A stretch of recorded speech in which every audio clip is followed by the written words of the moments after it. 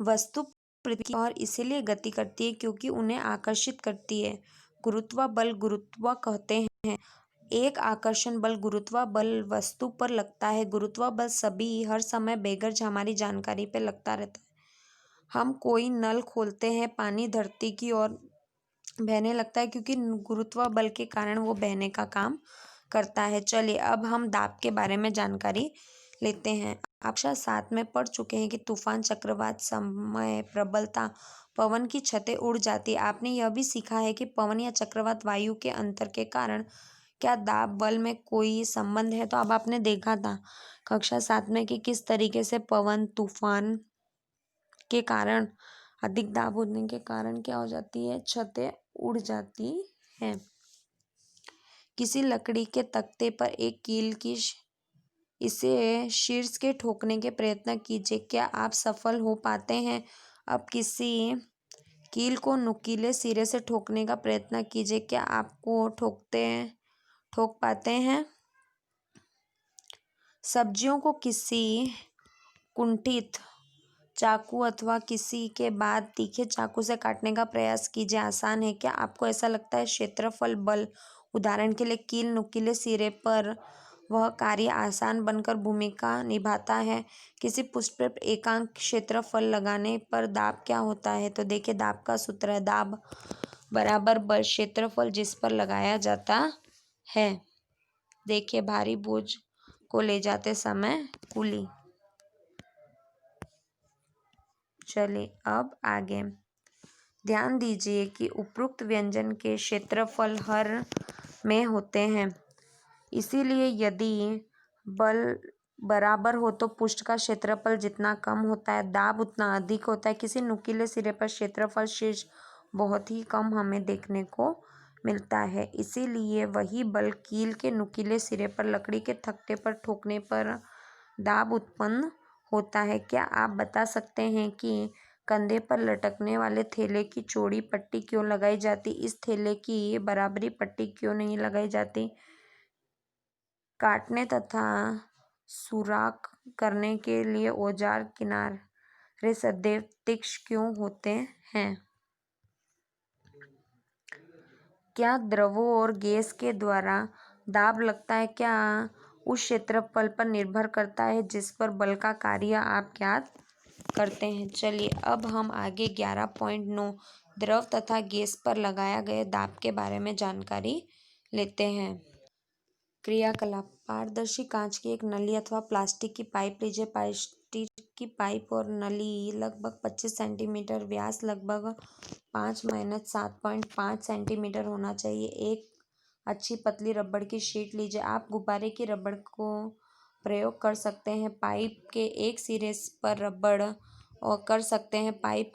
पर रबड़ की शीट तान कर बांध दीजिए और पाइप को ऊर्ध्वाधर की स्थिति में रखते हुए बीच में पकड़िए। अपने किसी मित्र से पाइप की कुछ पानी उड़ेलने के लिए कहिए। क्या रबड़ की शीट बाहर आकर फूल जाती है। पाइप में पानी स्तंभ ऊंचाई की ओर नोट कीजिए। कुछ पानी या उड़ेली रबड़ की शीट के फुलाव तथा पाइप में पानी के स्तंभ की ऊंचाई को पुनः नोट कीजिए। इसी प्रक्रिया को कुछ बार बार दोहराते। क्या रबड़ की शीट में फुलाव अथवा पानी में कुछ आपको दिखाई दे रहा है। देखिए इस तरीके से हमें दिखाई दे रहा है। चलिए अब हम आगे देखते हैं। बल की पार्श्व दीवार में लगाया जाता है। क्या इस स्थिति में रबड़ में फुलाना यह दर्शाता है कि पानी की बर्तन पर दाब डालता है। आइए अधिक छानबीन करें। तो आपको यह क्रियाकलाप खुद पढ़ना है कि किस तरीके से दाब डालता है, जैसे हमने पहले देखा।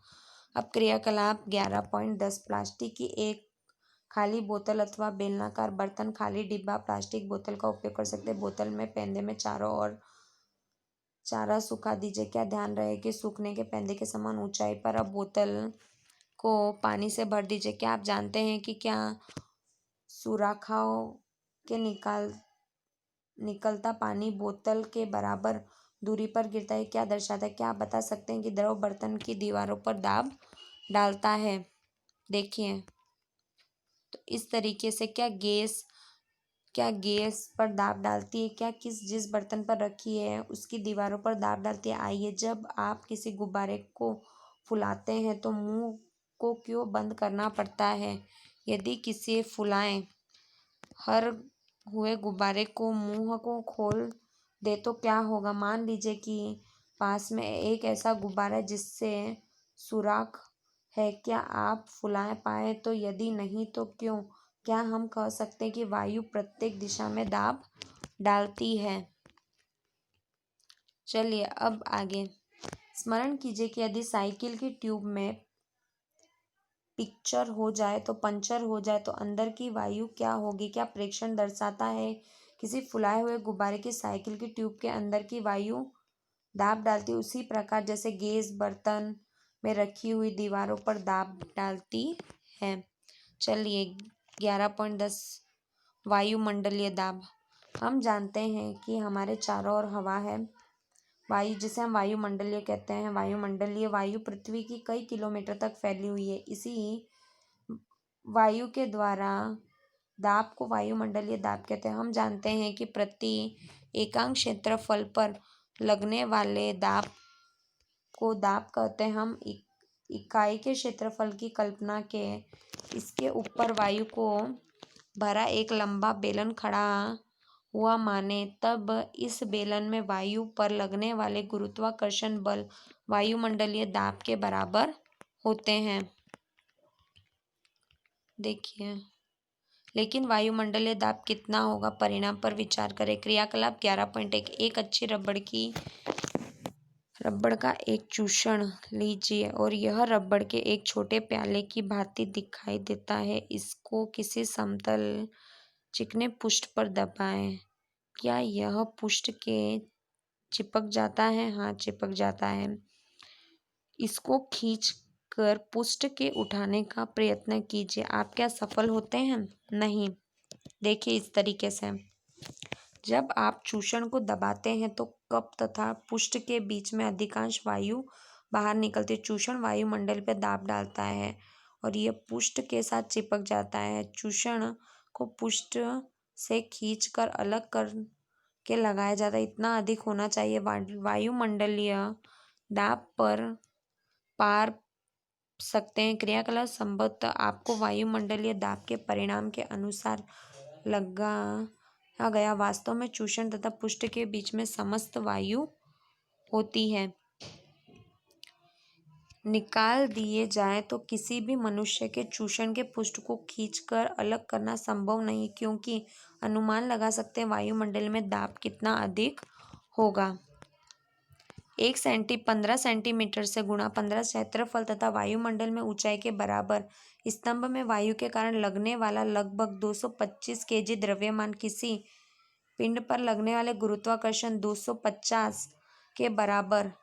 इस गुरुत्वाकर्षण बल के नीचे दब कर पिचक क्यों नहीं जाता? इसका कारण हमारे शरीर के अंदर दाब वायुमंडलीय दाब के बराबर यह बाहर दाब को संतुलित करती है। देखिए इस तरीके से आया। इसी तरीके से हम नहीं पिचक जाते हैं। लगभग कितना होता है?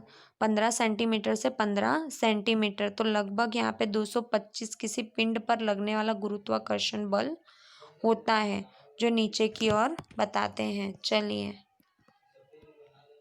अब यहाँ पर आपका ये पाठ समाप्त होता है, तो आपको इसका अभ्यास पूर्ण करना है। ठीक है।